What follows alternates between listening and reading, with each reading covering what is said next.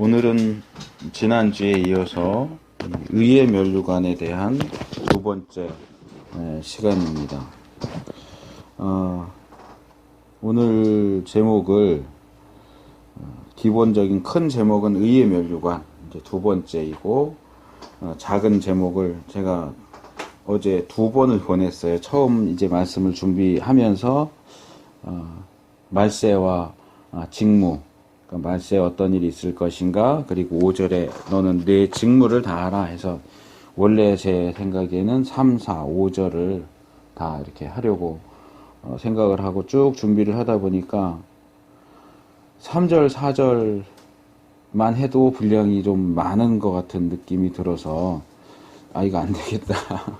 이거 이 의의 면류관은 세 번, 원래는 두 번 하려고 했다가 세 번으로 늘렸는데 이거 네 번을 해야 될까? 아니면 다음번에 좀 분량이 많지만 5절부터 이제 마지막 절까지 해서 세 번으로 마칠까? 이제 그 부분은 이제 다음 주에 설교를 준비하다 보면 같이 할 수 있을지 어떤지 이제 그때 가야 알겠지만 일단 오늘은 그래서 다시 이제 제목을 제가 바꿔서 욕망을 따라서 이렇게 했습니다. 욕망을 따라서 이제 주제가 바뀌니까 성경 찬송가도 조금 바꿨고요. 그래서 다시 보내드렸는데 원래는 이제 지난주에도 말씀드렸던 것처럼 1절과 2절은 복음 전파에 대한 명령을 다루고 있고 3절과 4절, 5절은 마찬가지지만 3절, 4절에서 이 마지막 때의 사람들의 그 복음에 대한 어떤 반응이 어떻게 될 것인가 하는 것을 이야기하면서 다시 5절에서 결론적으로 복음을 전해야 된다 하는 이야기가 이제 주어지고요. 그 다음에 이제 6절로 넘어가면 바울이 자기 이야기를 하죠. 근데 한편으로는 잘 됐다는 생각도 들어요. 왜냐하면 이 5절 말씀과 6절 말씀이 같이 연결이 되고 있어요.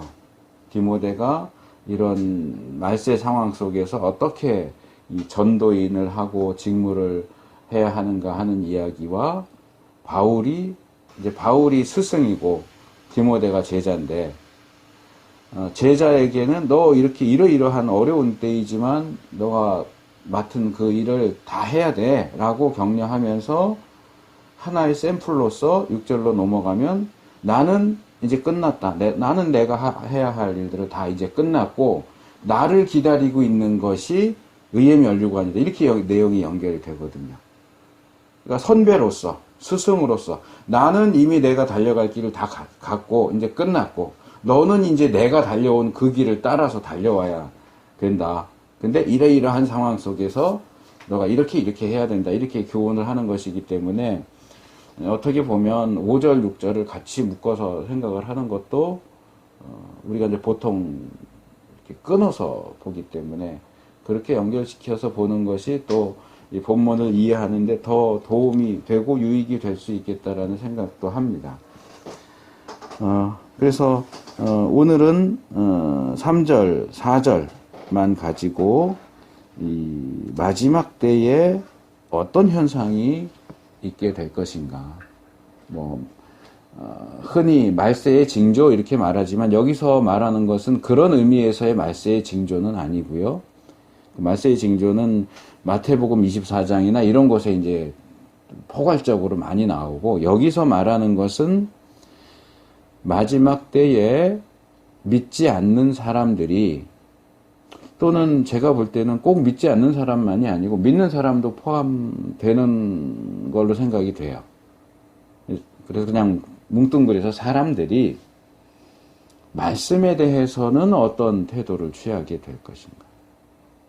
복음 전도라고 하는 보다 큰 맥락 속에서 복음 전도가 마지막 때가 되면 될수록 얼마나 더 힘들어지겠는가 하는 이야기를 합니다. 그래서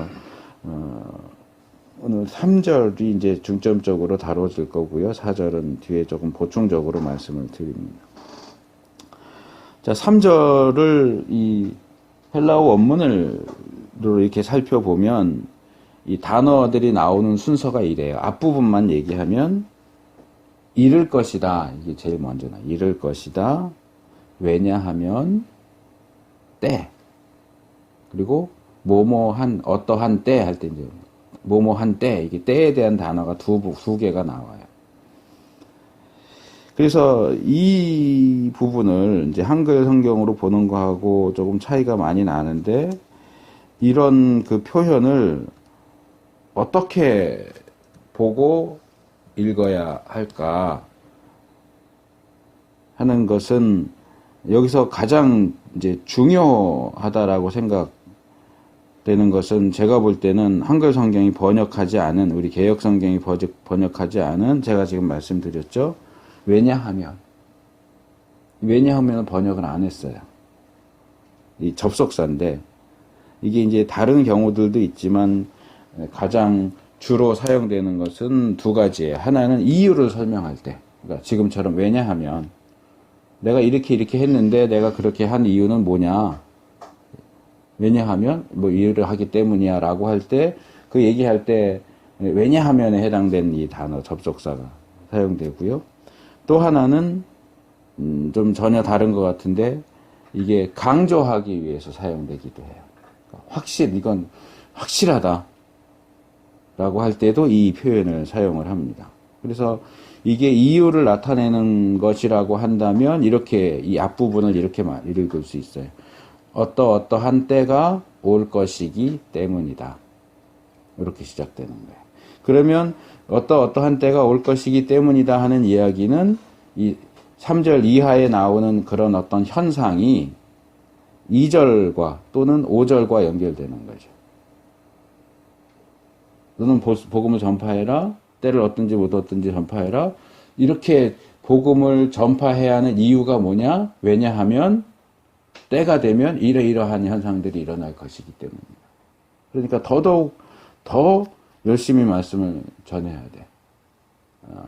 좀 덜 힘들 때에 더 많이 해야 되고 또 힘들 때가 올 거니까 그걸 예상하고 있다가 힘들어진다고 복음 전도가 힘들어진다고 해서 포기하지 말고 그때를 또 준비하고 또 그때는 또 어떻게 할 것인가 그때도 역시 열심히 복음을 전하는 일을 해야 돼 하는 의미에서 이제 왜냐하면 이렇게 읽을 수 있고요. 이게 확실성을 제시하는 것이라고 본다면 이렇게 볼 수 있죠. 확실히 뭐뭐한 때가 올 것이다. 이거는 그냥 단순히 예상하고 예측하는 게 아니고 이건 너무나 확실한 사실이다.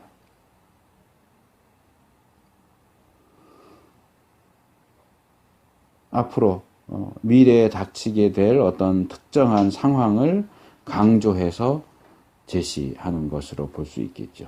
그래서 이제 뭐 우리가 한글 성경을 읽거나 이럴 때는 그런 경우들이 없지만 이제 이렇게 뭐 구약학이나 신약학에서 이렇게 본문을 해석할 때는 이제 이런 부분이 나올 때 이 단어를 어떤 쪽으로 선택을 해야 될까? 둘 중에 어느 것이 더 맞을까? 이렇게 고민을 하고 찾게 되는데 이제 종종 보면 이게 꼭 어느 한쪽만이 아니고 둘 다 의미하는 것일 경우들이 많아요. 저는 이 본문도 그렇다고 생각을 해요.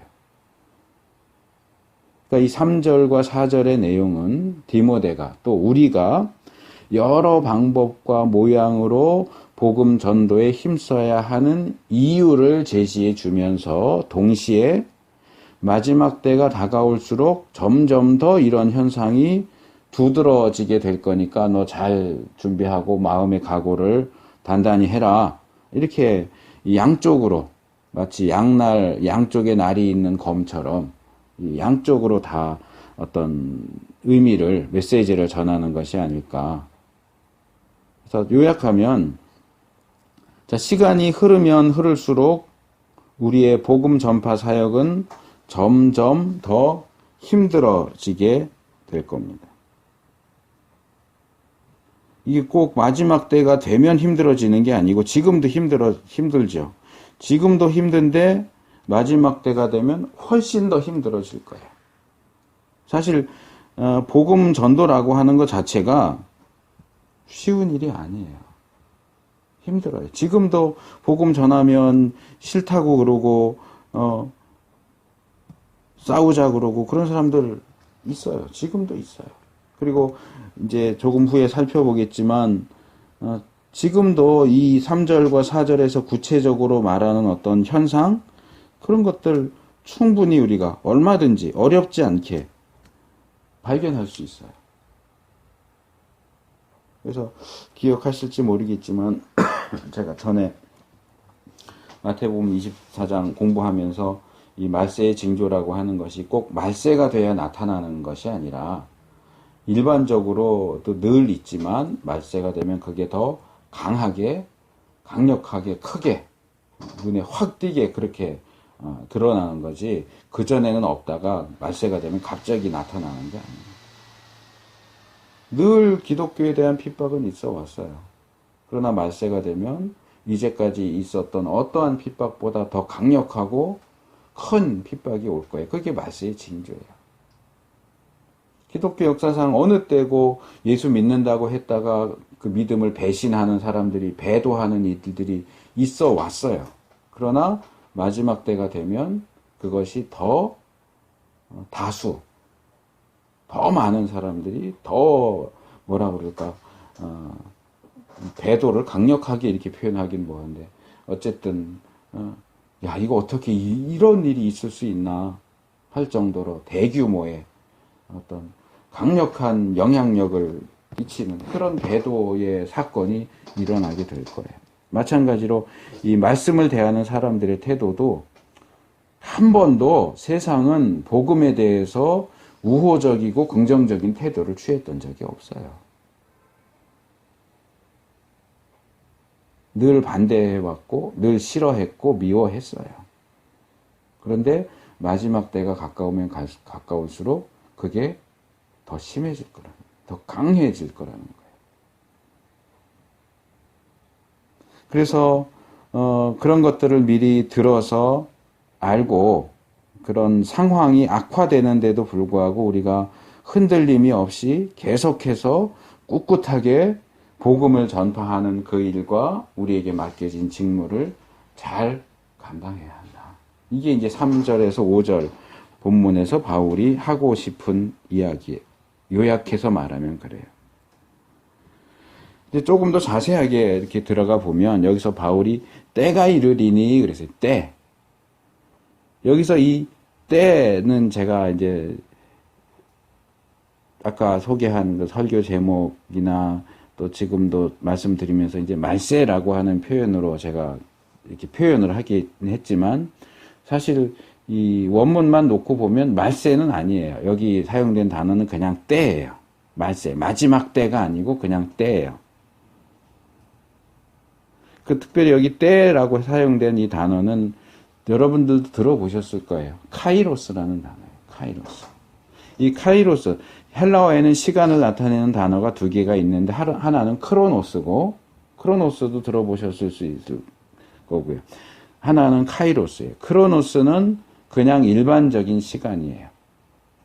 하루는 24시간이고 시간은 흐르고 있고 그럴 때 그냥 크로노스고요. 카이로스도 일반적인 시간이나 때를 가리키기도 하지만 좀 더 특별하게는 정해진 때, 정해진 때. 우리 몇 시에 만나? 그럴 때 그 몇 시는 크로노스가 아니고 카이로스예요. 뭔가 우리가 행동을 취해야 하는데 이렇게 기회를 보다가 지금이야 할 때, 지금 할 때 그때는 카이로스예요. 그래서 정해진 때 또는 약속된 때를 가리킬 때 이 카이로스라는 단어를 사용을 합니다. 그러니까 이 부분을 이제 좀 풀어서 말하자면 이런 거죠. 하나님께서 정하신 때가 올 것이다. 말세가 온다가 아니고 하나님께서 정하신 때가 올 것이다. 그리고 여기 이제 때가 이르리니라고 하는 이 단어. 그리고 이제 이어지는 사람들은 이렇게 할 거다 할 때 사용되는 동사. 이게 다 미래형으로 되어 있어요. 그러니까 이건 번역을 잘한 거죠. 이르리니. 이르렀다가 아니고 이르고 있다도 아니고 이르리니, 이를 것이다, 올 것이다, 때가 올 것이다, 미래. 그러니까 적어도 이 때는 바울이 이 편지를 쓰고 있는 시점보다는 미래예요.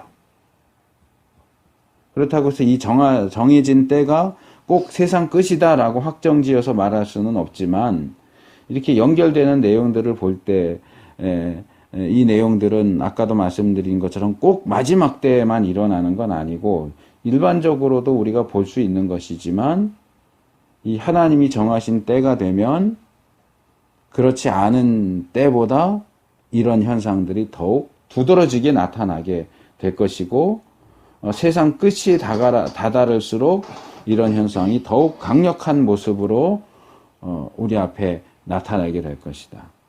그런 점에서 말세라고 얘기해도, 그리고 또 우리가 살고 있는 시대 자체가 끝이 가까웠어요. 실제로. 제가 어렸을 때도 교회 어른들 이렇게 말씀하실 때 지금 말세야, 말세지 말이야, 말세의 끝이야, 말세 중에서도 끝이야, 그런 얘기를 했는데, 그런 얘기를 들은 게 제가 한 10살 이럴 때인데, 그 이후로 40년이 지났어요. 그 끝이 얼마나 끝에 더 가까웠겠어요. 그러니까 정말 우리가 살고 있는 시대는 정말 말세의 끝이에요. 사실은 내일 당장 예수님이 오셔도 전혀 이상할 게 없을 정도로 우리가 살고 있는 시대가 마지막 때예요. 하나님이 정하신 마지막 때예요. 그럼 이렇게 하나님이 정하신 때가 왔을 때 우리가 발견하게 되는 사람들의 행동과 어떤 태도, 이런 것들이 과연 어떤 것들이냐. 3절에 2개, 4절에 2개 이렇게 나와 있어요. 그래서 총 4개인데 이게 이제 2개씩 묶어져 있기 때문에 2개라고 할 수도 있고, 어쨌든 좀 자세하게 말씀을 드리려고 합니다. 자, 첫 번째 사람들의 행태는 바른 교훈을 받지 않는다는 거예요. 마지막 때가 되면, 정하신 때가 되면 사람들이 바른 교훈을 받지 않아요. 근데 이 부분을 제가 좀 자세하게 이렇게 원문이랑 대조하면서 보다 보니까 우리 개역성경의 번역이 좀 전반적으로 마음에 안 들어요. 이게 원래의 의미를 좀 잘 전달을 못 해주는 것 같아요. 아주 틀린 건 아니지만, 자, 여기 바른이라고 번역된 이 단어는 원래 건강하다 그런 뜻이에요. 건강하다. 그래서 여기서 건전하다, 바르다, 타락하지 않았다. 근데 이제 교훈과 관련해서는 건강한 이렇게 붙이는 게 조금 애매한 감이 있죠. 붙여도 상관은 없어요. 전혀 불가능한 건 아니에요. 건강한 가르침. 여기 이제 교훈이라고 번역된 단어는, 이건 뒤에 다시 말씀을 드리기 때문에 헬라어 단어를 말씀을 드릴게요. 디다스칼리아라고 하네요. 디다스칼리아. 이게 디다스코 그러면 가르친다 그런 뜻이에요. 여기서 파생된 단어예요. 그래서 디다스칼리아는 가르침, 명사가 돼가지고 가르침, 교육, 교훈, 교리, 학문 이런 뜻이에요. 그래서 이 단어가 이렇게 조금 다양한 의미들을 가지고 있기 때문에 2개의 단어를 결합시킬 때 좀 다양한 의미가 나오죠. 근데 기본적인 뜻은 같아요. 이것은 건전하고 건강하고 바른 가르침이고 교훈이고 교리예요. 그러니까 그냥 커다란 개념으로 받으시면 돼요. 좀 풀어서 말하자면 성경적이고 신학적으로 문제가 없는 올바르고 건전한 가르침이에요. 그게 교리에 대한 것이든 성경에 대한 것이든 교회 안에서 행해지는 가르침인데, 그것은 병든 게 아니에요. 이상한 게 아니고 건강한 것이고 건전하고 올바른 가르침이에요. 이것을 현재 우리 상황과 이렇게 비교해 보면 조금 더 이해가 쉬울 수 있어요. 제가 어려서부터도 많이 들었고 요즘도 많이 듣게 되는, 아마 여러분들도 한 번쯤은 이런 표현을 하셨을 수 있는데 아모스 선지자를 통해서 하나님이 주신 말씀이에요.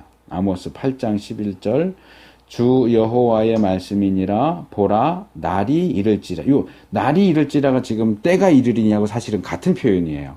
이건 히브리어고 본문은 헬라어지만 날이 이를지라 내가 기근을 땅에 보내리니 양식이 없어 주림이 아니며 물이 없어 가람이 아니요 여호와의 말씀을 듣지 못한 기갈이라. 하나님이 때가 되면 정해진 때가 되면 이 세상에 기근을 보내세요. 근데 이 기근은 먹을 음식이 없어서 생기는 기근, 마실 물이 없어서 생기는 기근이 아니고요. 말씀을 듣지 못하는 기근이 온다는 거예요. 한국 땅에만 해도 수많은 교회가 있고 수많은 이 말씀의 교사들, 목사를 비롯해서 교사들이 있고 수많은 설교와 성경 공부와 세미나가 행해지지만 광고 문구 같은데 우리는 여전히 목말라요. 그걸 들어도 우리의 기갈이 해소가 되질 않아요. 설교한다고 말씀은 읽었는데 뭐 TV 이야기 요즘에는 거의 아마 대부분 그러시는 것 같은데 정치 이야기, 최순실 이야기 물론 관심의 대상사니까 아까 이렇게 막 정리하면서 그 김정성 목사도 설교하면서 최태민 그 사람 목사 아닙니다. 산에 들어가서 돛 닦고 제일 처음으로 나온 게 우리 교회였습니다. 그러면서 영생구 교주지 목사 아닙니다. 그러니까 뭐 그것을 중점적으로 하든 이렇게 지나가듯이 하든 간에 정치 얘기, 뭐 경제 얘기, 성공하는 얘기.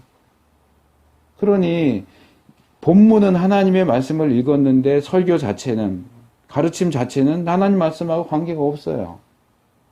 그러니 그게 충족이 될 수가 없는 거죠. 그런 걸 들으러 온 사람들은 충족이 될 수 있을지 모르겠지만 교회 와서 내가 하나님의 말씀을 듣고 싶어, 하나님이 뭐라고 말씀하시는지를 듣고 싶어 해서 온 사람은 TV가 하는 말, 신문이 하는 말, 그 얘기 들어갖고는 충족이 안 되는 거예요. 기갈이에요, 기갈. 배고프고 목말라요. 말씀을 말씀답게 거기에 무언가를 섞어서 바울이 종종 쓰는 표현이지만 말씀을 혼잡하게 잡탕을 만들어서 그렇게 하지 않고 순수한 말씀을 뭐 그렇다고 해서 설교 시간에 설교하지 말고 그냥 성경만 읽어라 그 얘기는 아니에요. 순수한 말씀을 하나님 말씀이 내포하고 있는 그 뜻을 정확하게 그리고 순수하게 전하는 자들이 과연 얼마나 되느냐. 그런 참된 말씀의 종이 아주 없는 건 아니에요. 교회 안에서 건전한 가르침이 전혀 행해지지 않는 건 아니에요. 사실 아모스의 말씀은 전하는 자의 문제점 쪽에 좀 초점을 맞추고 있는 것처럼 보여요. 그렇게 전하는 사람이 없어서 들을 수가 없다. 말씀을 제대로 전하는 사람이 없기 때문에 그 말씀을 듣고 싶어 해도 들을 수가 없을 것이다. 이런 쪽이라고 한다면 오늘 본문은 반대로 듣는 사람이 문제예요. 설사 건전한 가르침을 가르친다 할지라도 올바른 말씀을 전한다고 할지라도 듣는 사람들이 그걸 받아들이질 않아요. 바르게 가르치면 뭐해요? 안 듣는데요. 그건 목사님 생각이지. 그건 그 오래된 성경책에나 기록되어 있는 거지. 우리가 지금 살고 있는 이 시대에는 그런 거 안 맞아요. 안 들어요. 거부해요. 받아들이질 않아요. 그러면 그것도 결국엔 동일하게 기근인 거예요. 말씀의 기근인 거예요. 올바른 말씀을 전할 자가 없어도 말씀의 기근이고 올바른 말씀을 전해도 그걸 받아들이지 않으면 기근인 거예요.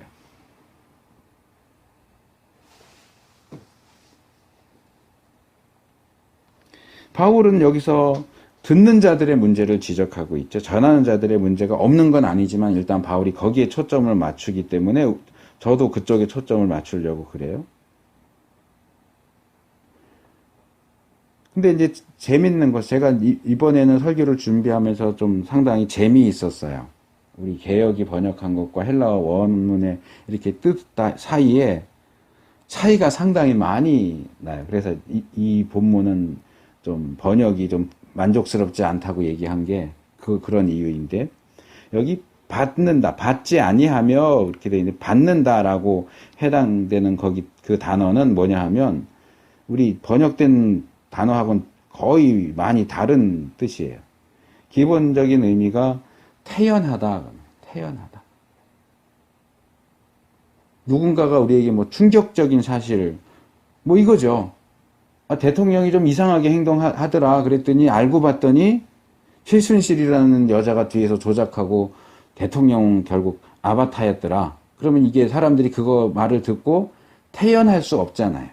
충격을 받잖아요. 어떻게 이럴 수가, 이렇게 하잖아요. 여긴 그 반대. 태연하다. 말을 들어도 태연해요. 충격적인 얘기를 듣는데 충격을 받질 않아요. 너 지금 한 발짝만 디디면 이제 낭떠러지로 떨어져서 죽어, 이런 말을 들었는데 그러고 깜짝 놀래고 그러질 않아요. 그냥 태연해요. 아무 일도 없는 것처럼. 태연하다. 침착함을 잃지 않는다. 고통을 당한다. 그러니까 때려서 맞으면 아파야 되는데 반응이 없어. 때려도 아파도 안 하고 아야도 안 하고 그냥 때렸는지 말았는지 그냥 가만히 있는 거예요. 견디다, 참다, 이런 뜻이에요. 그러니까 우리 개역이 받아들인다 하고는 전혀 다른 의미죠. 그러니까 건전한 교훈을 참지 못해요. 견디지 못해요. 저는 이쪽에 가장 가능성이 높다고 봐요. 사람들이 마지막 때가 되면, 정해진 때가 되면 사람들은 자기 앞에 누군가가 건전한 가르침을 던져줄 때 그것을 견디질 못해요. 싫어하는 거예요. 몸서리치기 싫어해요. 그런 가르침을 들을 때 참을 수가 없어요.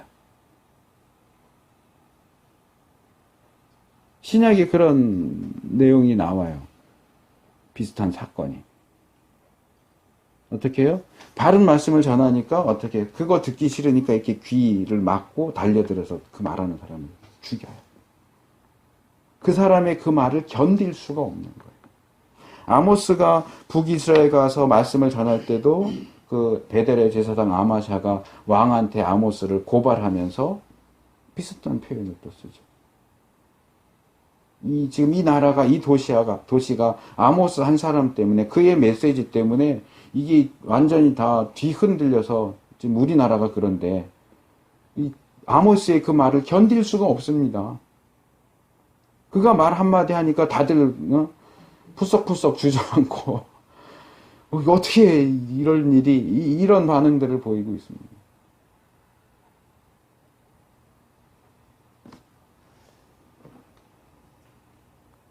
자기에게 또는 자기 앞에 건전한 가르침, 바른 교훈, 올바른 교리의 말씀이 주어지는데, 이렇게 앉아서 말씀을 듣다가 바른 가르침이 주어지면 도저히 그 자리에 그냥 앉아 있을 수가 없는 거예요.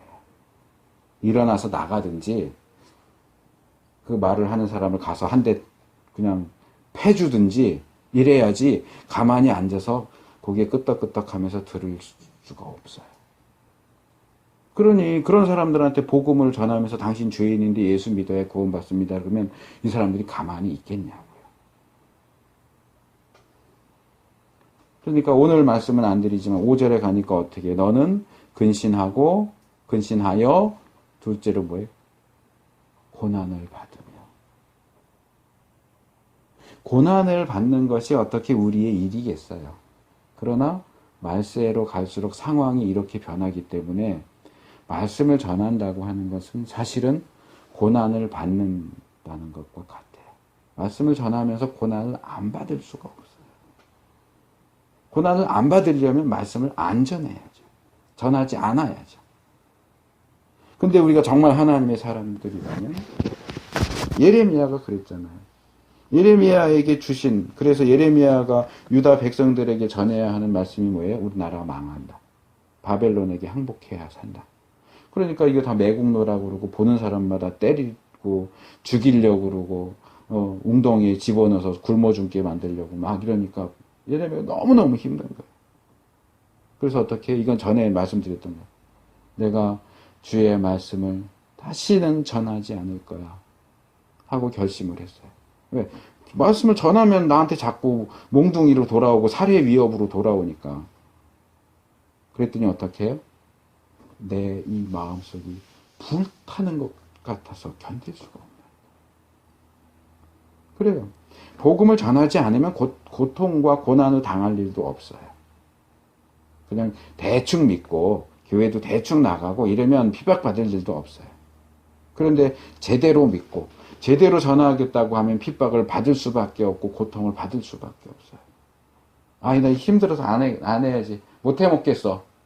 그래서 교회도 대충 나가고 전도도 안 하고 그런데도 마음이 편하다. 그 사람은 구원받지 않은 사람일 가능성이 높아요. 우리의 마음이 불편해야 돼요.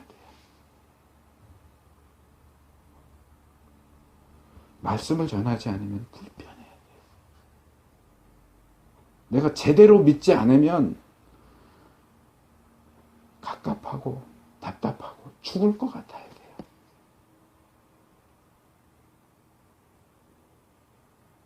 교회 한번 빠지면 힘들어야 되는데 한번 빠지니까 좋네. 편하고 좋네. 다음 주에도 한번 더 빠져야지. 그런 사람은 구원받은 사람일 가능성. 제가 확정적으로 그런 사람 구원받은 사람이 아니에요 이렇게 말할 수는 없어요. 그건 모르는 일이니까.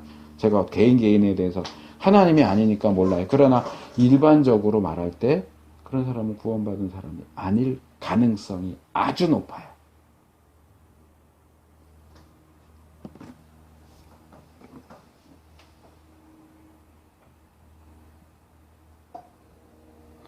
이게 첫 번째 부분이 이거예요. 자, 마지막 때가 되면 건전한 가르침이 주어질 때 사람들은 그것을 견디지 못해요.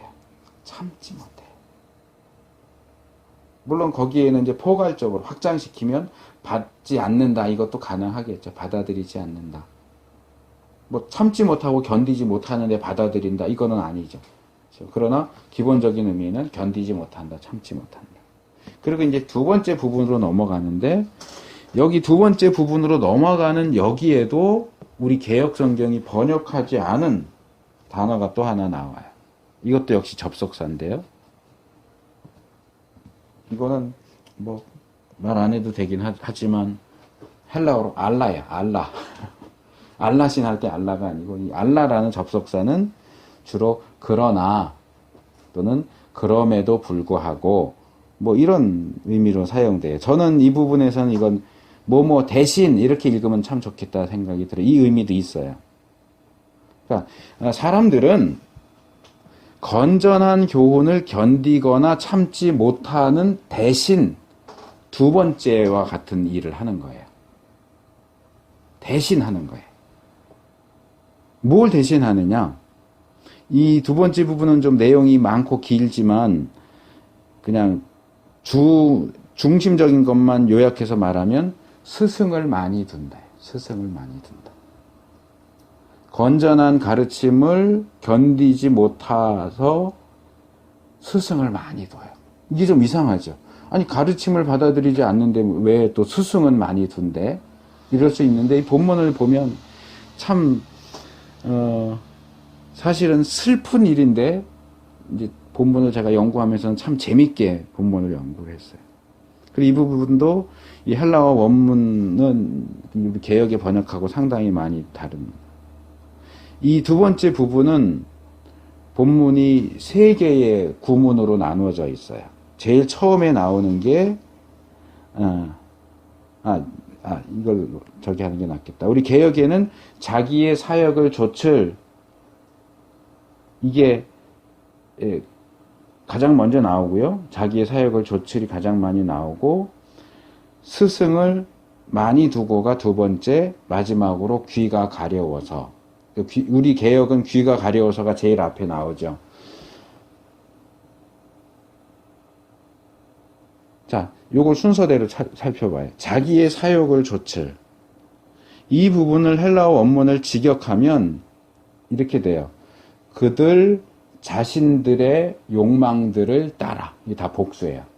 행위의 주체 그들, 그것도 복수고, 자신들, 자기들. 요걸 이제 자기들을 우리 개역은 사욕할 때 개인, 사적인 할 때 사로 번역을 해갖고 의미를 많이 줄였는데, 그들 자신들의 욕망을 따라. 우리 개역의 번역대로 자기의 사역을 조칠 스승을 많이 두고 이렇게 하면, 자, 그 사역을 좇는 게 누구예요? 자기의 사역을 조칠 스승을 많이 두고. 그러면 우리가 읽을 때, 스승. 이 스승이 그들의 사역을 따라간다. 이렇게 이해하기 쉬운데, 헬라어 원문을 보면 그게 아니에요. 그 사욕을 좇는 건 자기예요. 그들이에요.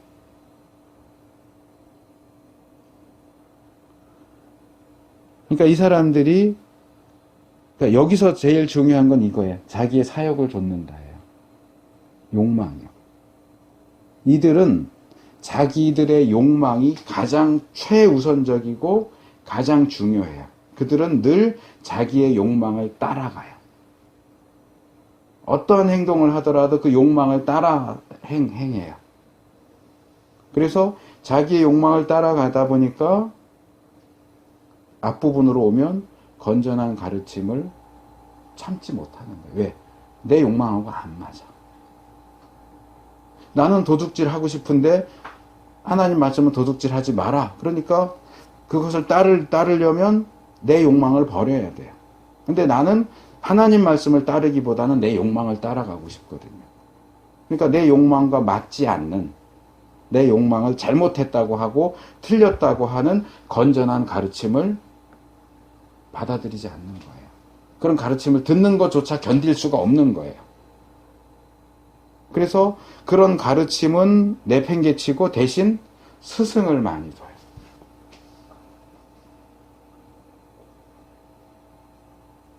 그러니까 스승을 많이 두는 것도 자기의 욕망을 따라서 하는 행동이라는 거예요.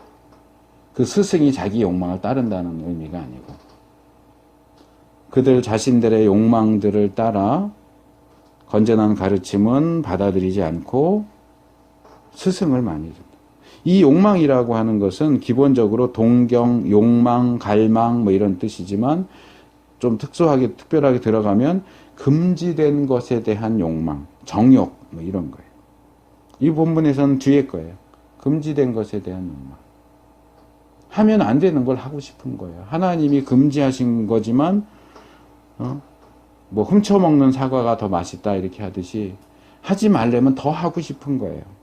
우리 안에는 금지된 것들에 대한 욕망이 바글바글 부글부글 끓어올라요. 말 한마디를 해도, 뭐 손 하나 까딱해도 이런 욕망이 나를 움직이고 있어요.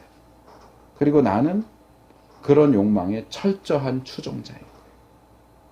그것을 너무너무 추종하고 그것을 너무너무 중요하게 여기다 보니까 하나님의 말씀도 별거 아니야. 뭐 말씀을 들어서 뭐 아멘도 하고 뭐 고개를 끄덕거릴 수도 있지만 절대로 그 말씀대로 살려고 하지 않아요. 나를 움직이는 원동력은 나의 욕망이에요. 그래서 바울도 다른 곳에서 그 얘기를 하는데, 저희의 신은 배요. 우리 배. 육신적인 배만이 아니고 정신적인 그런 배가 우리의 신. 하나님이 우리의 신이 아니고 내 배가 나의 신이에요. 내 배가 하라는 대로 하는 거예요.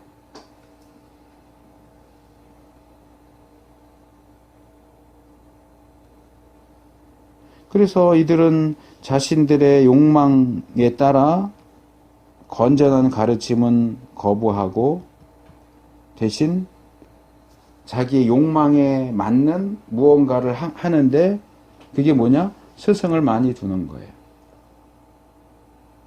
근데 여기도 또 재밌는 게 나와요.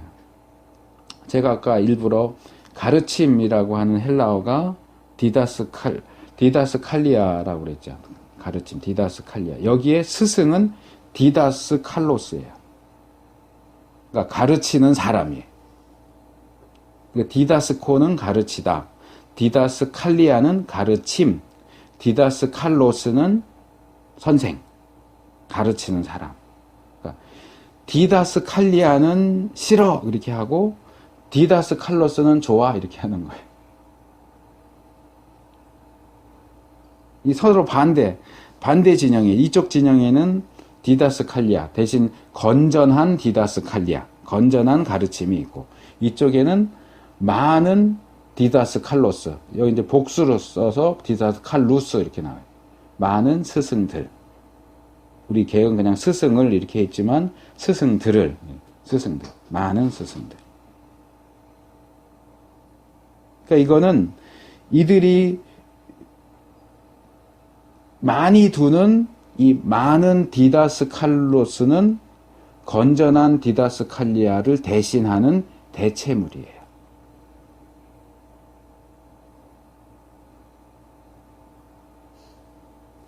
그리고 또 재밌는 것은 디다스칼리아는 단수로 사용됐는데 여기 디다스칼로스는 좀 전에 얘기한 것처럼 복수로 사용됐어요.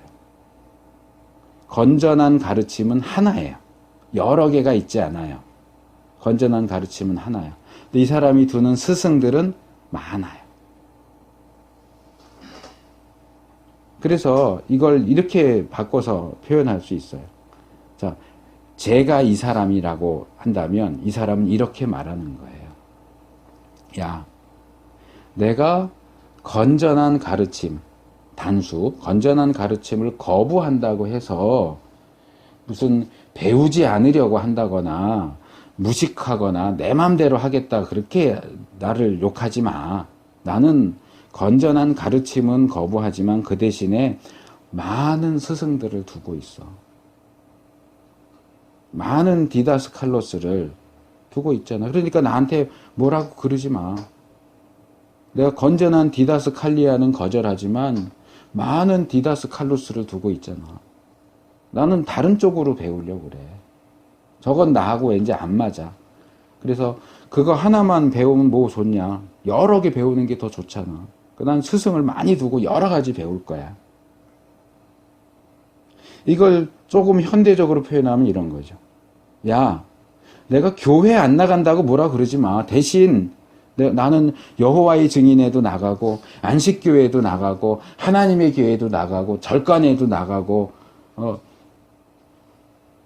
모스크에도 나가고 그래. 그러면 됐잖아. 뭐 꼭 교회만 나가야 되냐. 난 여기저기 많이 나가. 자, 이게 맞는 얘기입니까? 참된 진리를 버리고 거짓된 것을 여러 가지를 취한다고 해서 그 거짓된 것이 많아지면 진리가 되냐고요. 그렇지 않아요. 똑바로 들으세요. 똑바로 아셔야 돼요. 진리는 소수냐 다수냐에 걸려 있지 않아요. 아, 많은 사람들이 다 그렇게 하는데 아니요. 다수가 그렇게 한다고 해서 그게 진리가 되는 게 아니에요. 다수의 거짓이 단 하나의 진리를 이길 수 없어요. 내가 그 단 하나의 건전한 가르침을 따르고 있는지 아니면 다수의 내 욕망을 만족시키는 가르침들 또는 스승들을 따르고 있는지 돌이켜 보셔야 돼요. 여기 또 다른 재미있는 내용이 있어요. 여기 개역이 많이 두고라고 번역한 이 단어는 원래 한 단어인데 이것의 기본적인 의미는 모은다 그런 뜻이에요. 둔다가 아니고 모은다. 모은다, 쌓다, 쌓는다. 탑을 쌓는다 할 때 쌓다. 더미를 쌓아 올린다. 좀 더러운 얘기지만 우리 두부가 참 응가를 많이 해서 그거를 몇 년째 했더니 저 뒤에 그 화단에 그게 쌓아 올려져 있어요. 이거예요, 그거예요. 똥더미를 쌓아 올린. 그러니까 스승을 그냥 둔다가 아니고 스승을 모아가지고 더미를 쌓아 올려요. 봐라, 나는 스승이 이렇게 많아. 이렇게 무더기로 쌓아놓을 만큼 많아. 그러니까 많이 두고보다는 모으거나 쌓아 올리고 뭐 이렇게 하는 게 더 좋은 것 같아요. 자, 이들은 자기들의 욕망들과 맞지 않는다는 또는 그것을 인정하지 않는다는 이유로 건전한 가르침을 거부합니다. 그 대신 건전한 가르침은 제공하지 않는 스승들을 계속 쫓아다니면서 찾고 모으고 무더기로 쌓아 올립니다. 그러면서 자기가 건전한 가르침을 거부하는 것에 대해 합리화하고 정당화하죠. 다수의 거짓으로 소수의, 유일한 진리를 내치고 공격합니다. 그리고 이들이 이렇게 모아서 쌓아 올리는 스승이 어떤 사람인가가 세 번째로 나오는 거예요. 귀가 가려워서. 그러니까 우리 개역의 성경에 의하면 귀가 가려운 사람은 누구냐? 이 사람들이에요.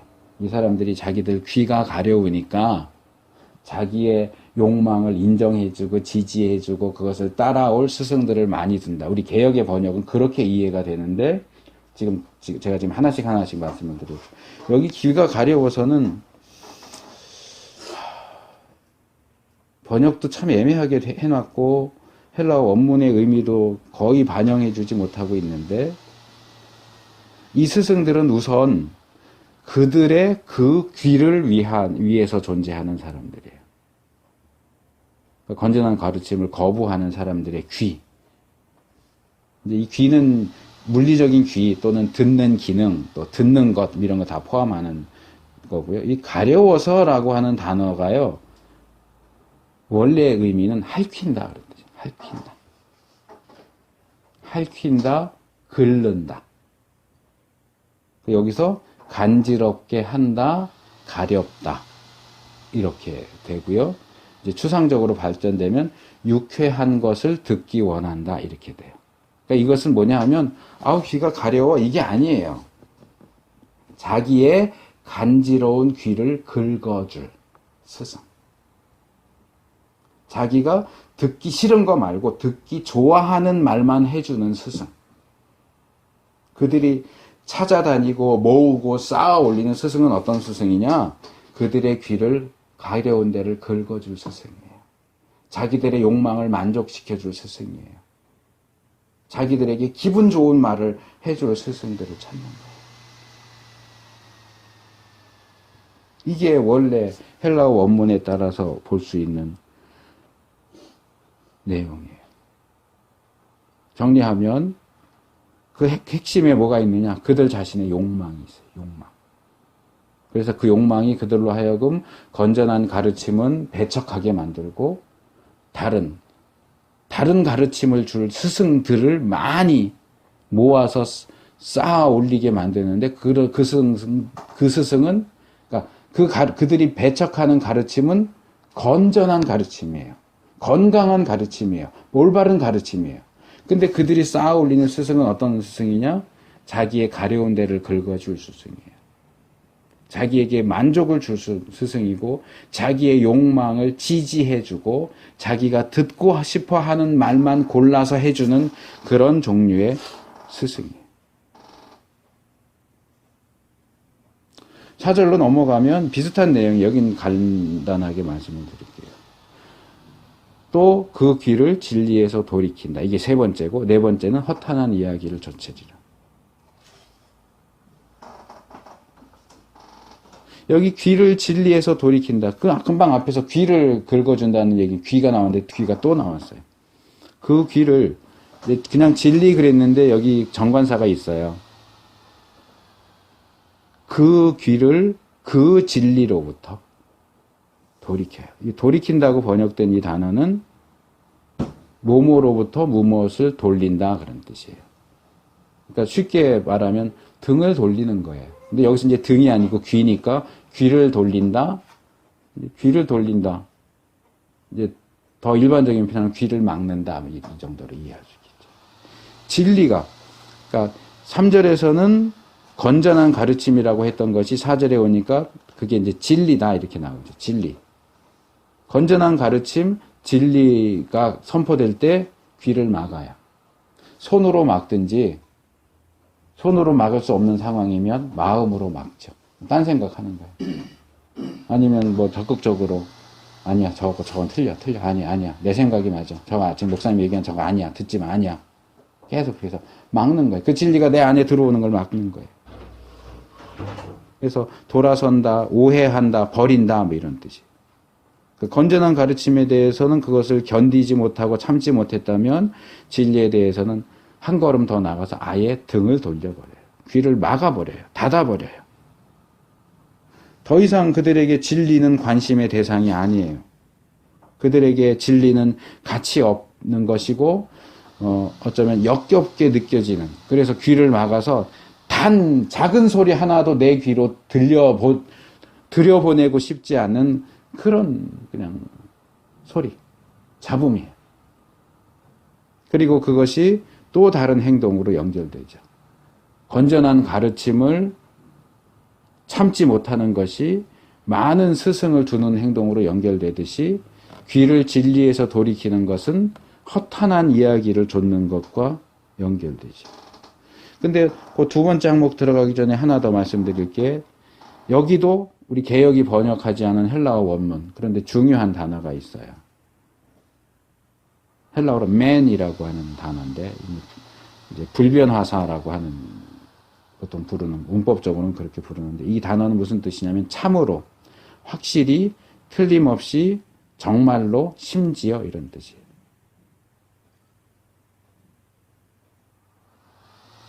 그러니까 이제 이걸 반영해서 이 부분을 번역하면 이런 거죠. 그들은 심지어 그들의 귀를 그 진리로부터 돌이킨다. 그러니까 지금 계속 발전해 나가는 거예요. 처음에는 참지 못하고 견디지 못하고 대신 많은 스승을, 자기를 지지하는 많은 스승을 두고, 그러다 보니까 진리가 선포되면 확실하게 그냥 아예 이제 등을 돌려버려요. 그러니까 말씀이 선포되는데 마음에 안 들어. 그러면은 이 첫 번째 단계는 그래도 여기 앉아 있어요. 참지 못하고 견디지 못하지만 막 뭐 이렇게 꿈틀꿈틀 하든지 뭐 이렇게 하는데, 이 사절로 넘어오면 그냥 일어나서 나가버리는 거야. 나 그거 안 들어. 아주 확고하게, 확실하게 그냥 등을 확 돌려버리는. 끝이에요, 이제. 더 이상 어떤 뭐 가능성이나 그런 것도 없어요. 완전히 끝내버려요. 그러면서 어떻게 해요? 허탄한 이야기를 쫓는데. 진리에 대해서는 등을 돌리지만 다른 것에 대해서는 그것을 추종해요. 쫓아요. 여기 허탄한 이야기라고 번역된 헬라어 단어가 미토스라고 하는 단어예요. 이거 왜 얘기하냐면 여기서 영어에 미스가 나온 거예요. 미스, 신화. 그리스, 로마 신화할 때 미스 쓰거든요. 미스. 이게 헬라어 이 미토스에서 나온 단어예요.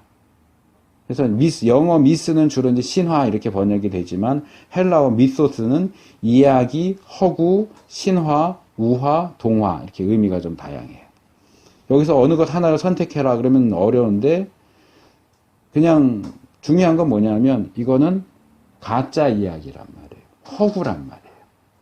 진짜 이야기가 아니에요. 허구예요. 진리는 진짜예요. 진리는 진짜인데 진짜 이야기는 내 차고, 가짜 이야기, 만들어낸 이야기, 동화 이야기, 우화 이야기, 신화 이야기 같은, 그러니까 여기 허탄한 이야기, 잘 안 쓰는 표현이잖아요. 허탄하다 이것도. 그러니까 허구, 가짜 이야기를 쫓아요. 제가 어딘가 보니까 이런 내용을 봤어요. 이 사회에서는 뭐 내놓을 것도 없고, 변변한 직장도 없고, 저기 최하위층에서 사람들한테 멸시받고 천대받는 사람이 게임을 해요. 하는 거 없으니까 하루 종일 게임을 해요. 그러니까 레벨이 점점 올라가겠죠. 그 안에서 다른 사람 위에 군림하고 이래요. 그러면서 이 사람이 이렇게 얘기해요. 야, 현실이 가짜고 이 게임이 진짜면 좋겠다. 게임만 그런가요? 마약하는 사람들이 왜 하겠어요? 현실이 가짜고 마약한 그 상태가 진짜였으면 좋겠으니까 그걸 못 버리는 거잖아요. 중독성이 있어서 그런 것도 있지만. 그 가짜가 약물에 의해서든 게임에 의해서든 무엇에 의해서든 가짜 내가 들어가서 마음대로 할 수 있는 이 가짜 상황이 우리의 실제 상황보다 더 좋은 거예요. 마약에 찌들어갖고 몸은 점점 말라가고 이제 해골처럼 남아갖고 이제 그대로 며칠만 더 있으면 죽겠다 싶은데도 자기는 계속 마약하는 거예요. 자기 육신이 말라 죽어가는 현실은 보고 싶지 않아요. 그냥 그 마약에 취해서 뭔가 이렇게 막 번쩍번쩍하고 아름답고 자기가 뭔가 마음대로 할 수 있는 그 가상 세계가 좋은 거예요. 그래서 몇 년 전에 그런 뉴스가 종종 나왔었는데, PC방에서 게임만 며칠을 밥도 안 먹고 잠도 안 자고 하다가 죽잖아요. 게임에 빠져가지고. 마지막 때가 되면 이런 현상입니다. 진실을 얘기하는데 그건 거부하고 가짜 이야기에 귀를 기울여. 그것을 자기의 신처럼 모시고 그것을 쫓아가요. 여기 이제 좇는다 이렇게 돼 있지만 이게 미래 수동태거든요. 그러니까 자기가 좇는 게 아니고 허탄한 이야기가 추종을 당하도록 만드는 거예요. 허탄한 이야기가 추종을 받아요. 그렇게 만들어요. 그러니까 이 허탄한 이야기는 그냥 자기는 가만히 있는데 이 사람들이 와서 우리가 당신을 따르겠습니다. 당신이 우리의 신이 되주십시오. 이렇게 해서 신으로 모시는 거예요.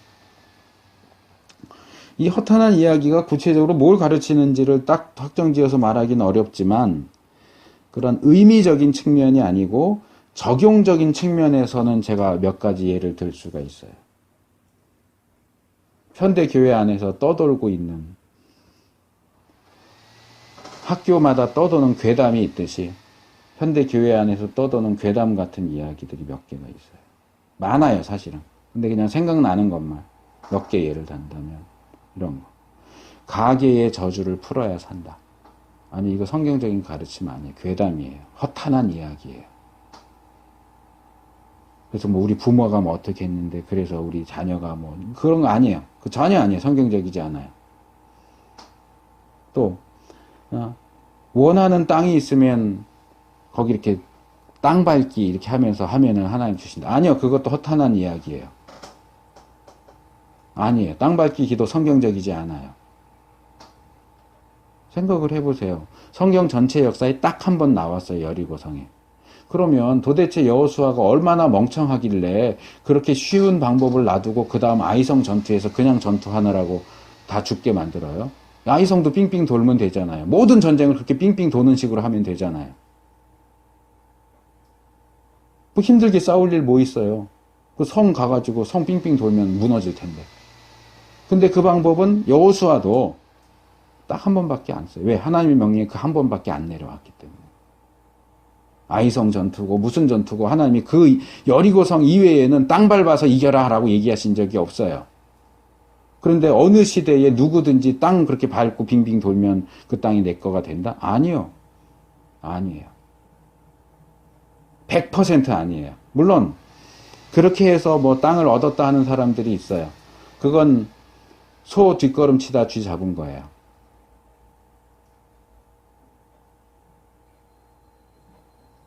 그건 성경적인 가르침 아닙니다. 또 뭐 방언은 뭐 다른 모든 은사로 들어가는 출입문이다. 방언부터 시작하면 다른 은사를 받기가 쉬워진다. 방언을 오래 하면 몸이 건강해진다. 아니요.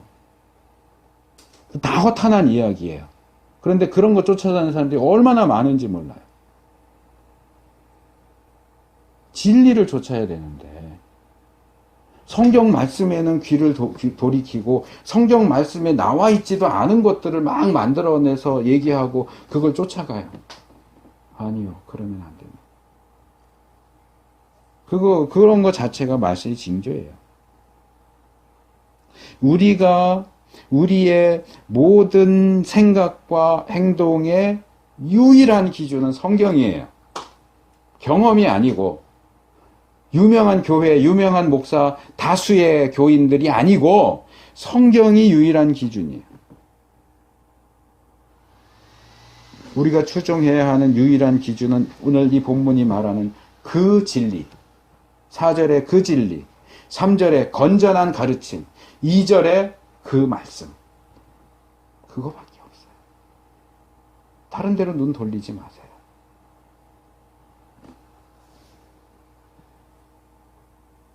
우리가 마지막 때를 살고 있기 때문에 이 말씀은 더더욱 우리가 귀를 기울여서 들어야만 하는, 반드시 들어야 하는, 무시하면 안 되는 말씀입니다.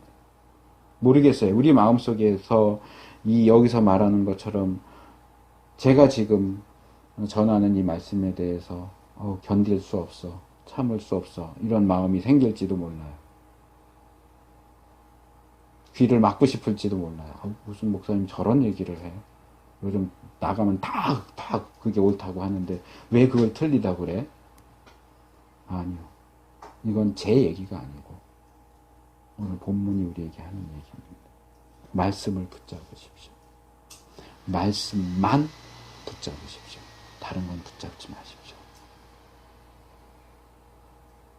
이게 우리가 접해야 하는 세상과 세상 사람들의 모습이고, 그리고 우리 자신의 모습일 수 있습니다. 이 말씀을 거울 삼아서 우리 자신을 비추어 보고, 나는 무엇을 따라가고 있는가? 내가 지금 믿고 있는 것이 헛단한 이야기는 아닌가? 내가 그 말씀, 그 진리, 건전한 가르침을 따르고 있는가? 점검해 보시고, 또 이런 상황 속에서 우리가 어떻게 해야 하는가는 다음 주에 이제 5절과 그 다른 내용들을 통해서 말씀을 드리겠고요. 이 마지막 때에 우리가 신실한 주의 백성으로 정말 신실하게 주의 말씀을 붙잡고 나가는 우리가 될 수 있기를 바랍니다.